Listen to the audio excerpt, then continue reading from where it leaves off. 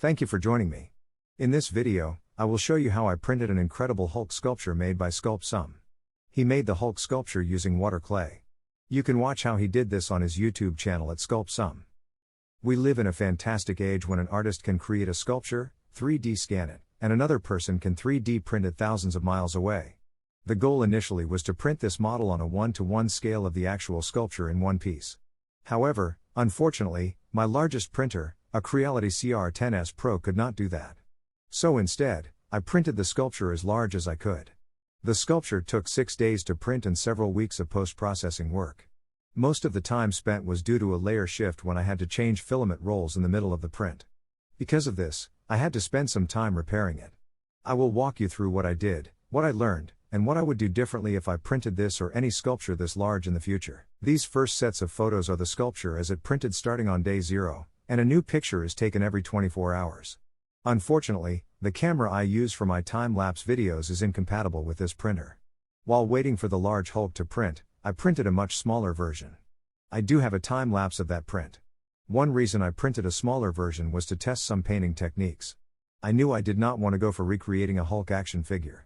I also did not want to try a technique for the first time on the giant sculpture and end up with a hulking mess on my hands.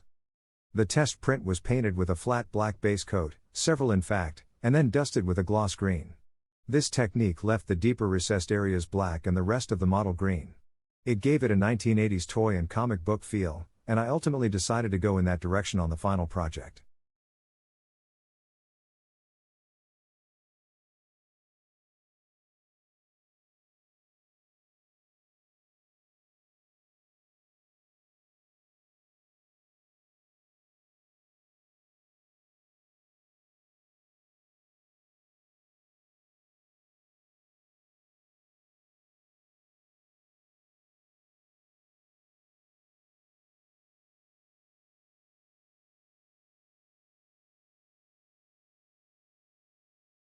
While removing supports, be sure to either wear gloves or use tools. The plastic can cut you if you are not careful. If I were to print this sculpture again, I would block supports under the thigh.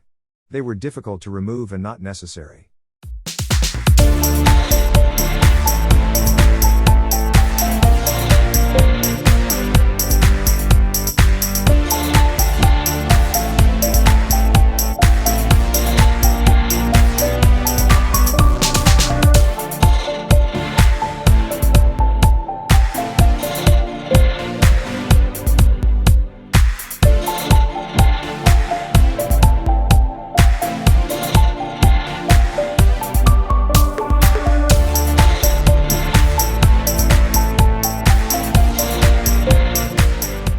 Next, I will fix the layer shift line that occurred during the printing process. Because I had to change the filament roll during the print, and the printer failed to resume at the correct spot, this layer shift showed up. I will use a soldering iron to melt the plastic and smooth the hard edge. This will be the first step to fix the layer shift before sanding it down and adding some Bondo spot putty. My lesson learned here: start with a brand new roll of filament when printing a large model.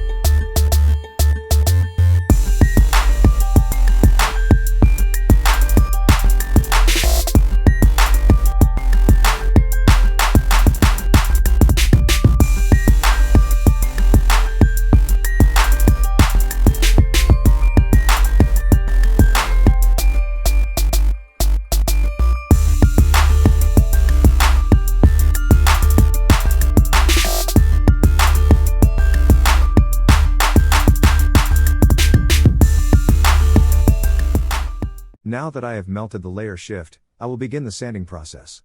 I typically start with 80 grit sandpaper and then work my way up to 600 grit. The goal is to remove as many layer lines and imperfections as possible. I do not use sanding blocks or sponges for a couple of reasons. The biggest being, I like to feel any heat that may build up and the malleability of the plastic as I am sanding. A spot that becomes too hot or soft may deform the plastic. Another reason I like folding the sandpaper is to get it to fit where I need it. After sanding, it is essential to rinse your model and let it thoroughly dry before adding your first coat of primer or paint. I use dish soap and water to remove the dust from sanding and body oils from my hands.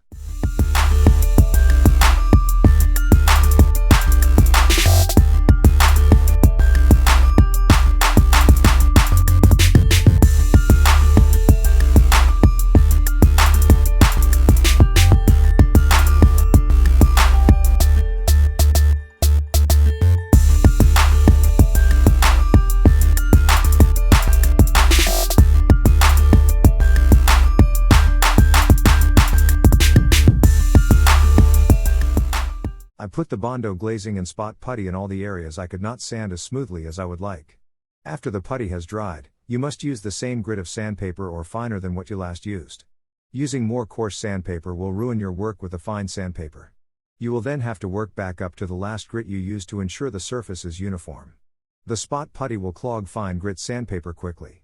A lesson learned for next time is to stop at 120 grit and then apply the putty before starting to sand again. This will prevent the sandpaper from getting clogged as quickly and save some time.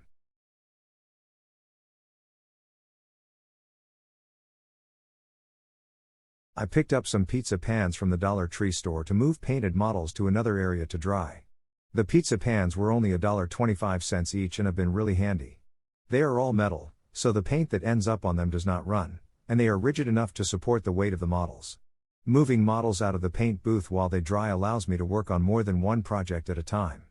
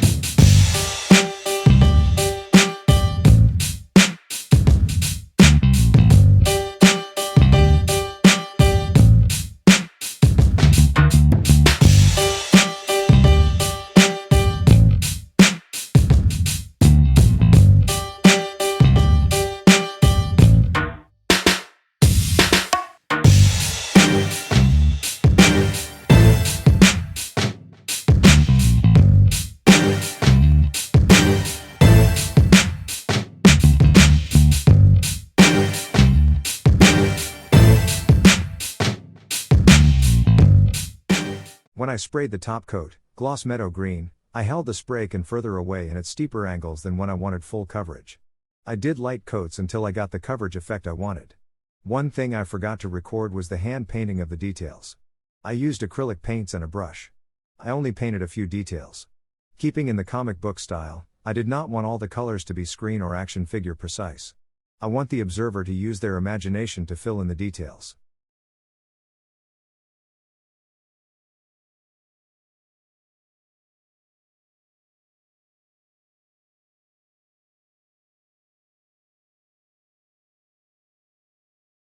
Thank you for watching. Remember to like and subscribe to this channel if you want to see more projects or time-lapse videos. Also, let me know if you like project videos, time-lapse only, or a mix of both in the comments. Finally, if you want to print this model, you can find the link in the video description below. It is made available by the artist Sculpt Some on Etsy.